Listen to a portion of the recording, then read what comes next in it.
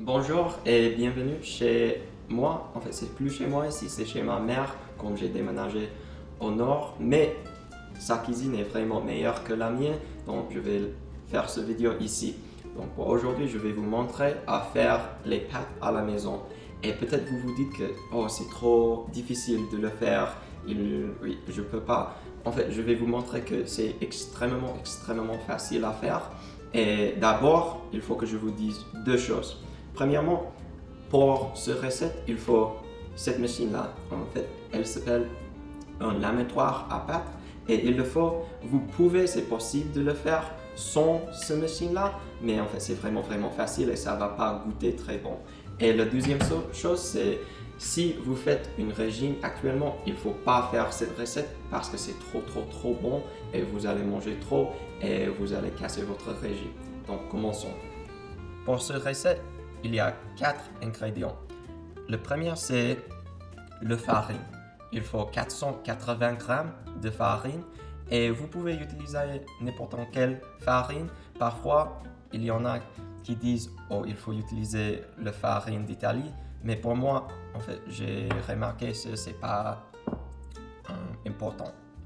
Deuxièmement, il faut 2 g de sel.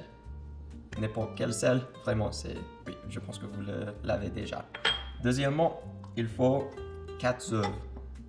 Enfin, c'est 5 œufs. Et oui, c'est vraiment juste les œufs normales.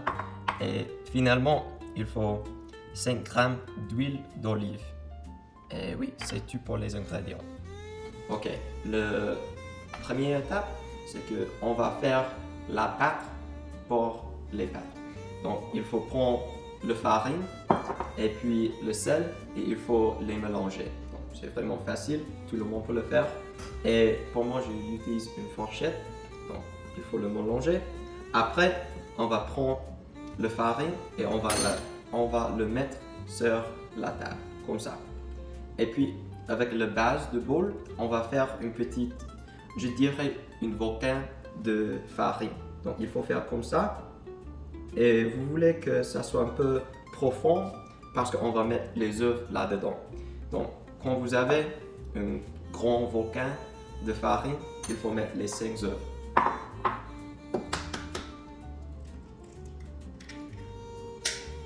Et puis, quand vous avez les 5 œufs là-dedans, il faut mettre les 5 g de l'huile d'olive. Comme ça. Et puis,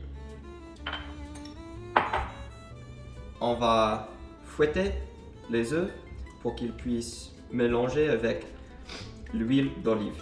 Et vous voulez que ça soit bien mélangé, comme ça. Et puis ça va prendre pas beaucoup de temps. Et puis voilà, c'est fini. Et quand ça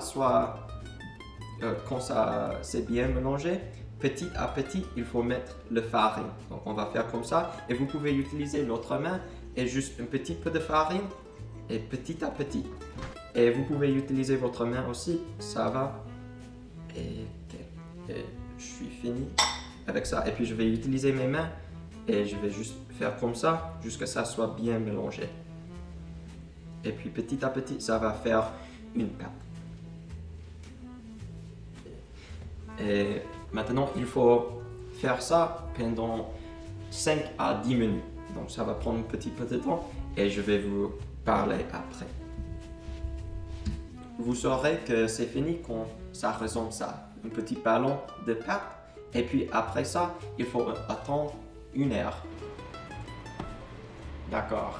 Après 1 heure, on va prendre notre ballon de pâte et avec la farine, il faut mettre le farine sur la table pour que ça ne se coule pas.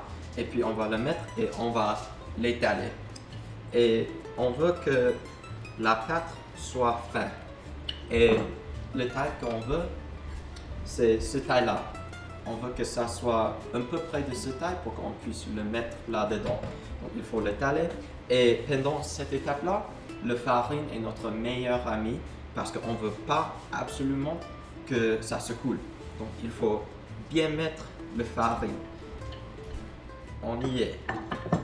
Donc maintenant, on va mettre la pâte dedans le laminatoire. Oh là là. Okay. Et il faut faire attention que ça soit le plus grand taille. Et on va le mettre et on va l'utiliser. Ok, parfait. Et voilà, la pâte, elle est bien fin, mais on va le mettre encore dans ce taille-là pour que ça soit bien fin. Parce que personne veut les pâtes vraiment grandes. Et après 2 fois comme ça, on va le faire et on veut que ça soit un peu moins grand, un peu plus petit. Et on va faire la même chose. Et pour moi, le plus petit est trop petit pour moi. Donc j'aime quand ça soit, je pense, le 12e plus fin. Et puis on va le refaire jusqu'à ce que ça soit la taille qu'on veut. Et puis il ne faut pas oublier le farine. Et puis je vais le faire et vous pouvez aussi. Souvenez-vous de mettre le farine chaque fois qu'on le passe à travers le l'amattoir. Quand la pâte est bien fin comme ça, on va le couper. Donc parfois, je pense que la plupart des machines comme ça, il y a un petit truc qu'on peut utiliser pour couper, mais pour moi, j'aime bien couper avec un couteau. Donc, c'est ce que je vais vous montrer. Donc, il faut rouler ou parfois on peut piller. C'est vraiment pas de souci.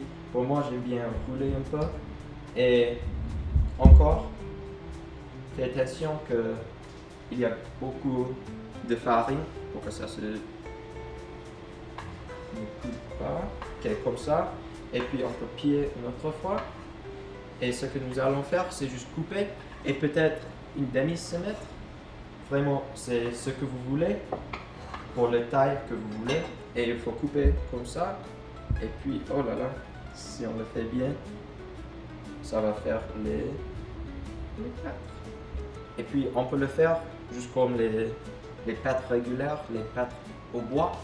Avec de l'eau, on va le mettre. Mais pour les pâtes faites à la maison, ça va pas prendre beaucoup de temps, peut-être 3-4 minutes. Et quand les pâtes est finies, il faut mettre une sauce, j'en ai fait une déjà. Et puis n'oubliez pas le fromage et bon appétit.